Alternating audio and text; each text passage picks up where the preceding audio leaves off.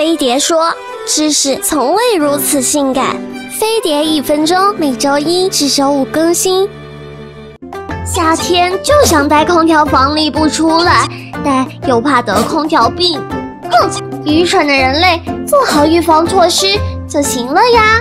空调吹久了，皮肤容易干，可以每天洗完澡后，趁着身上的水还没干透，赶紧抹点滋润型的身体乳，这样就算你马上吹空调，皮肤也不会觉得干哦，而且效果还能持续到第2天。空调房温度低，关节部位特别容易着凉，可以在腿上放件外套或披巾哦，或者还可以坐在椅子上，两腿伸直，然后绷直脚尖，保持10秒后慢慢的放下。每天这样反复做2-3次，也可以预防因为经常吹空调引起的关节痛哦。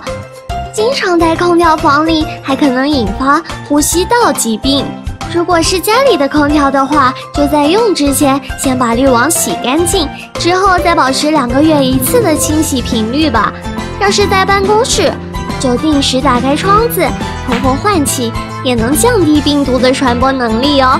你要是从温度很高的室外进入空调房，就先在冷气不强的走廊或楼梯间待会儿，不然温差太大，容易头痛的。